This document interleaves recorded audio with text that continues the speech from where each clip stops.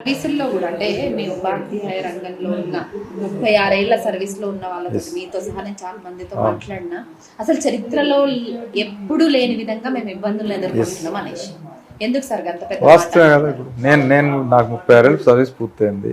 నేను కూడా మరి వాళ్ళు నాకు చూసుకుంటే గతంలో ఎప్పుడు ఈ పరిస్థితి లేదు. రోజు జీతాలు తక్కువ ఉండొచ్చు, వాళ్ళు ఎక్కువ ఉండొచ్చు. కానీ ఆ రోజు రాష్ట్ర ప్రభుత్వ ఆదాయం, రాష్ట్ర ప్రభుత్వ బడ్జెట్ చూసుకున్నప్పుడు ఇవాళకి ఆ రోజుకి తేడా ఉంది కదా. ఆ రోజున్న పరిస్థితులు ఆ రోజు నేను అపాయింట్ అయిన నాటి నుంచి ఇవాళ వరకు ఎప్పుడు చూసినా గత 2020 తర్వాతనే ఈ రకమైన పరిస్థితి వచ్చింది. 2020కి ముందు లేదు. 2020 తర్వాతనే ఈ రకమైనటువంటి శాలరీ స్పెండింగ్ పెట్టడం, లేకపోతే వాయిదాల పద్ధతిలో డిఏ పెరిగినా లేదా పిఆర్సీ ఏరియర్స్ అయినా వాయిదాల పద్ధతిలో చెల్లించడం, మేము దాచుకున్న జీపీఎఫ్ ఇవ్వడానికి కూడా నెలల తరబడి వేచి చూడాల్సినటువంటి పరిస్థితి రావటం, ఇవన్నీ కూడా 20 తర్వాత. గత ప్రభుత్వం 4 ఏళ్ళు, ఈ ప్రభుత్వం వచ్చాక 15 నెలల నుంచి కూడా ఈ ప్రభుత్వం కూడా అదే పరిస్థితిలో ఉంది. పిఆర్సీ విషయానికి వస్తే జూలై 2023 నుంచి ఆగిందనేసి విన్నాం. సో పిఆర్సీ విషయంలో ఒక నివేదిక వచ్చిన తర్వాత కూడా 6 నెలలు సమయం పడుతుందంట. మరి ఇప్పటి వరకు నివేదిక కూడా ఈ కాంగ్రెస్ ప్రభుత్వం బయటికి ఇవ్వలేదు అంటున్నారు.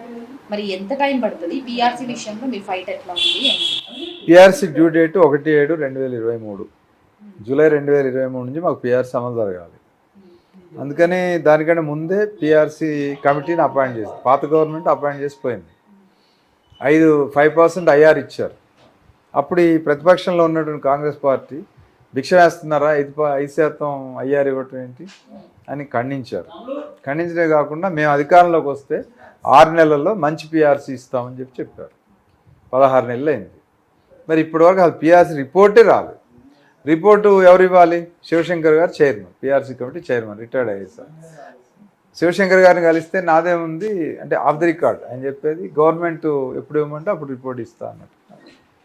అందుకని గవర్నమెంటే ఇంటెన్షనల్గా ఆపుతుంది. పిఆర్సీ రిపోర్ట్ వస్తే మీ ఒత్తిడి పెరుగుద్ది కాబట్టి, పిఆర్సీ రిపోర్ట్ అమలు జరపాలని ఒత్తిడి పెరుగుద్ది కాబట్టి ఆపుతున్నారు. గత ప్రభుత్వంలో 33 నెలలు నష్టపోయాం పిఆర్సీ. ఈ ప్రభుత్వం వచ్చి ఇప్పటికి 22 నెలలు అవుతుంది. ఇంకెంతకాలం అవుద్ది అనేది కూడా వాళ్ళ ప్రశ్నగా ఉంది. ఆల్రెడీ 10 సంవత్సరాల కాలంలో ఓన్లీ 21 నెలలు ఆపింది. 33 నెలలు లేట్గా తీసుకున్నాం. 33 నెలలు తీసుకున్నాం. చరిత్రలో ఎన్నడూ లేని విధంగా మీరు ఇబ్బందులు పడుతుంది మాత్రం కాంగ్రెస్ గవర్నమెంట్ లో అన్నారు. ఈ విషయంలో వాస్తవం ఎంత?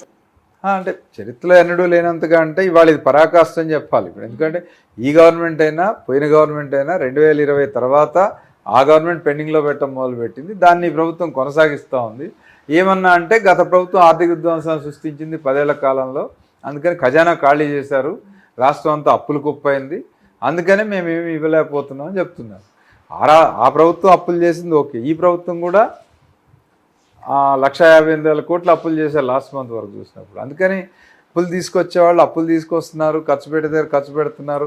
కాబట్టి ఉద్యోగులు మాత్రమే అని చెప్పలేం కదా. 1,50,000 కోట్ల మీకు కూడా తెలుసు, 1,50,000 కోట్లు కూడా అప్పు తీసుకొచ్చారు.